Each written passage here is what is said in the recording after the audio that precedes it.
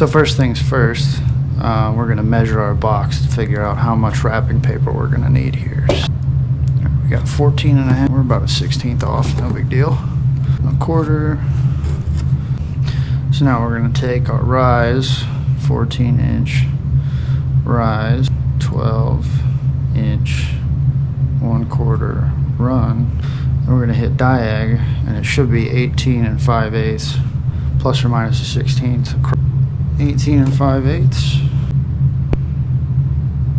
Fuck. Now, once you've got it squared up, but do you guys touch line or are you covered line? I'm gonna make a mark at 6 on each side.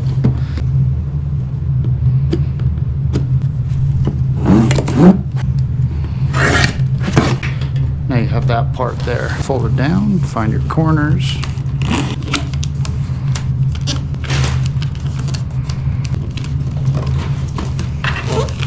And you'll just do it on the other side. This is missing something. No water getting in whatsoever. Still missing one thing though. One of these things. I don't know what they're called, but one of these.